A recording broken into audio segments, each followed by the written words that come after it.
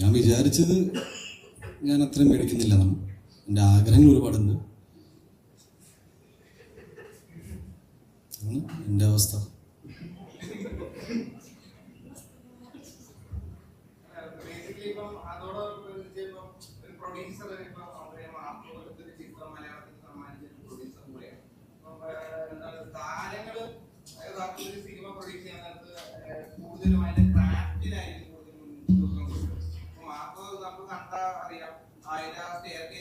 ഒരുപാട് time spend ചെയ്തിട്ടായിരിക്കും ഇല്ലെങ്കിൽ അങ്ങനത്തെ പല സംഗതികൾക്കും ഒരുപാട് ഡിഫറൻസ് കാര്യങ്ങളൊക്കെ കൊണ്ടുവരാറുണ്ട്.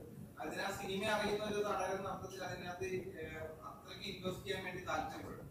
അതിന്റെ ഒരു ഔട്ട്ലുക്ക് ഏറ്റവും മനോഹരമാക്കണമെന്ന് മാത്രമായിരിക്കും നടൻ ആഗ്രഹിക്കുന്നത്. അപ്പൊ പിന്നീട് അപ്പൊ ഈ ചർച്ചകളിൽ പറയുന്നത് താരങ്ങൾ സിനിമ നിർമ്മിക്കുന്നത് പോലും അതിനെ കുറിച്ച് പോലും ചർച്ച വരുന്നുണ്ട്. അപ്പൊ അങ്ങനത്തെ സംഗതിയൊക്കെ ഒരു പ്രൊഡ്യൂസർ എന്ന അർത്ഥത്തിനും കൂടെ എങ്ങനെയാണ് നോക്കിയത്? ആസ് എ പ്രൊഡ്യൂസർ ഞാൻ ഭയങ്കര റീസണബിളാണ്. ഞാൻ നല്ല സിനിമകൾ ചെയ്യാൻ ആഗ്രഹിച്ചു എന്നൊരു പ്രൊഡ്യൂസറാണ്. എൻ്റെ പൈസ എൻ്റെ ഇഷ്ടത്തിന് സിനിമ എടുക്കണം എന്നാണ് അതെൻ്റെ ഒരു റൈറ്റ്.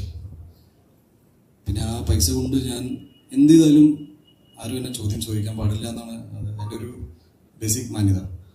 പിന്നെ പ്രൊഡ്യൂസ് ചെയ്ത സിനിമകളൊക്കെ നല്ലതാണെന്നാണ് എൻ്റെ വിശ്വാസം.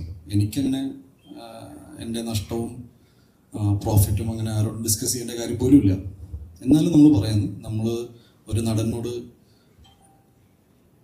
പടം പ്രൊഡ്യൂസ് ചെയ്യാൻ പാടില്ല എന്നോ, ഇതെൻ്റെ അവകാശങ്ങളാണ്. എൻ്റെ കുറച്ച് അവകാശങ്ങളുണ്ട്. ഞാൻ നടനും പ്രൊഡ്യൂസറും അതില്ല, എൻ്റെ മാത്രമല്ല എല്ലാവർക്കും.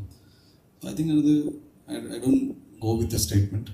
അത് ഫെയർ അല്ല. ബിക്കോസ് ഒരു ഫ്രീ സ്പേസ് ആണ്. ഇത് 0 ബഡ്ജറ്റിലും സിനിമ ചെയ്യാം, പുതിയ ആൾക്കാരെ വെച്ച് സിനിമ ചെയ്യാം.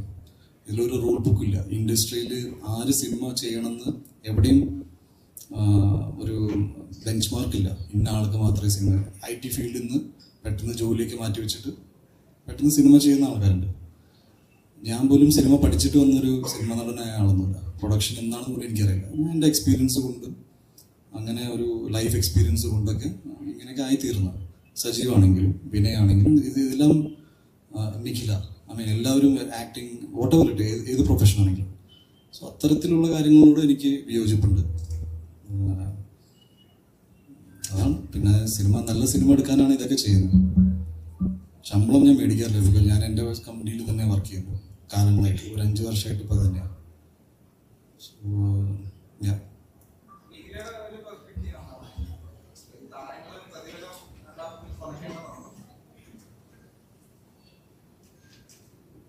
ഫീമെയിൽ പെർസ്പെക്റ്റീവ് എന്ന് പറയുകയാണെങ്കിൽ ഞങ്ങൾക്ക് അത്രയും ശമ്പളം കിട്ടുന്നില്ല. അതുകൊണ്ട് ഞങ്ങൾ ഇനി കുറയ്ക്കാന്ന് പറഞ്ഞാൽ ഞങ്ങൾക്കൊന്നും ഉണ്ടാവില്ല. അതുകൊണ്ട് ഞങ്ങളുടെ സൈഡിൽ നിന്നല്ല പറയുന്നത്. പറഞ്ഞതുപോലെ അവരൊരു അസോസിയേഷൻ അങ്ങനെ ഒരു തീരുമാനം എടുക്കുന്നതോ അല്ലെങ്കിൽ അവരുടെ ഇടയിൽ അവർ ചർച്ച നടത്തിയിട്ട് ഇങ്ങനെയുള്ള കാര്യങ്ങൾ ഡിസ്കസ് ചെയ്തിട്ട് അതിൻ്റെ ഒരു എൻഡ് റിസൾട്ട് വന്നു കഴിയുമ്പോഴാണല്ലോ ഞാൻ അതിനെപ്പറ്റി സംസാരിക്കാൻ താല്പര്യപ്പെടുന്നത്. അതർവൈസ് ചർച്ച നടക്കുന്ന സ്പേസിൽ നമുക്ക് അറിയാത്തൊരു കാര്യത്തിനെ പറ്റി ഞാൻ സംസാരിക്കരുതെന്നാണ് എൻ്റെ ജനറലി ഉള്ളൊരു.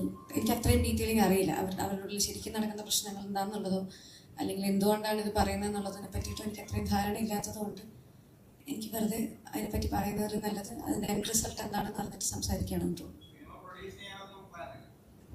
പൈസ കിട്ടില്ല എന്ന് പറയുമ്പോഴാണ് സിനിമ ഇല്ല. എനിക്ക് പ്രൊഡക്ഷൻ ഇഷ്ടമാണ്. പ്രൊഡക്ഷൻ ചെയ്യാൻ താല്പര്യമുണ്ട്. അതിപ്പം എങ്ങനെയാണെന്നുള്ളത് ഞാൻ ആലോചിച്ചിട്ടില്ല. പ്രൊഡ്യൂസ് ചെയ്യുകയാണോ അല്ലെങ്കിൽ വേറെ എന്തെങ്കിലും പ്രൊഡക്ഷൻ സൈഡിൽ വർക്ക് ചെയ്യണോ എന്നുള്ളത് ഞാൻ ആലോചിച്ചിട്ടില്ല. പക്ഷെ എനിക്കത് പഠിക്കണം എന്ന് ഭയങ്കര ഇഷ്ടമുള്ള ഒരു കാര്യമാണ്.